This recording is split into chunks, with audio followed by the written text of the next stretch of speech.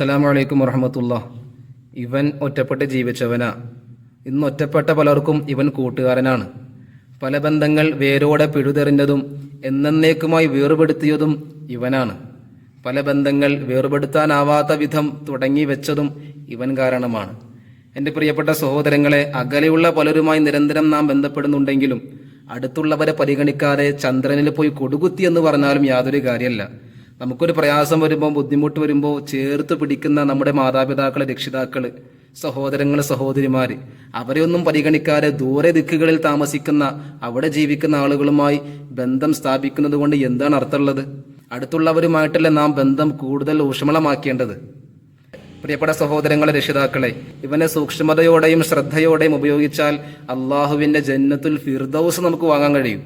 മറിച്ചാണെങ്കിൽ ദുനിയാവിലും ആഖിറത്തിലും നരക ജീവിതമായിരിക്കും. ഇന്ന് എത്രയോ രക്ഷിതാക്കളും സഹോദരങ്ങളുമാണെന്നറിയോ ഇവൻ മൂലം കുടുംബ കോടതികളിൽ നിരന്തരം കയറി ഇറങ്ങുന്നത്, കണ്ണുനീര് കുടിക്കുന്നത്.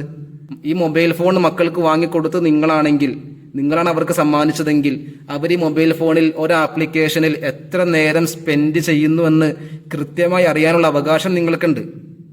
അതിനുള്ള എല്ലാ സംവിധാനങ്ങളും നമ്മുടെ ഈ മൊബൈൽ ഫോണിൽ അവൈലബിൾ ആണ്. എന്നിട്ടും അവയൊന്നും പരിഗണിക്കാതെ മക്കള് ഒറ്റക്കൊരു റൂമിൽ, മക്കൾക്ക് വേണ്ടി വീട്ടിൽ ഒരു റൂം നാം ഉണ്ടാക്കി കൊടുക്കുമ്പോൾ രാത്രി അവർ റൂമിലേക്ക് കയറുന്നു, രാവിലെ ഇറങ്ങി വരുന്നു. അതിനിടയിൽ എന്തെല്ലാം നടക്കുന്നു എന്നുള്ളതൊന്നും നമ്മൾ അറിയുന്നില്ല.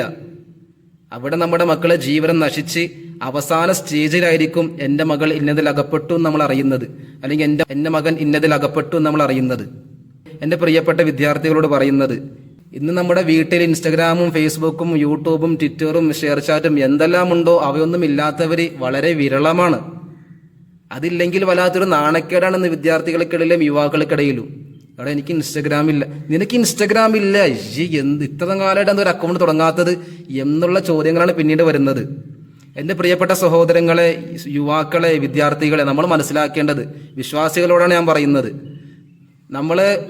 നമ്മൾ ടൂർ പോകുമ്പോൾ, മറ്റുള്ള വിനോദസഞ്ചാര കേന്ദ്രങ്ങളിലൊക്കെ പോകുമ്പോൾ നന്നായി സെൽഫി എടുത്ത്, വീഡിയോ എടുത്ത്, ഫോട്ടോയൊക്കെ എടുത്ത് നമ്മൾ റീൽസ് ഇടും, ഷോർട്സ് ഇടും, തുടങ്ങിയുള്ള കാര്യങ്ങളൊക്കെ ചെയ്യും.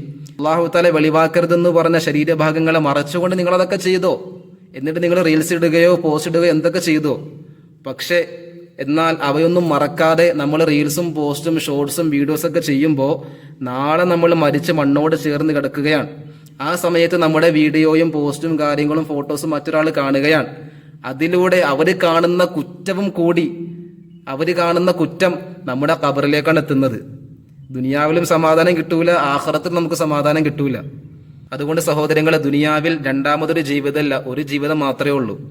പരമാവധി നന്മയിലായി ആസ്വദിച്ച് അടിച്ചു പൊളിച്ച് ജീവിക്കേണ്ടതാണ് ഈ ജീവിതം.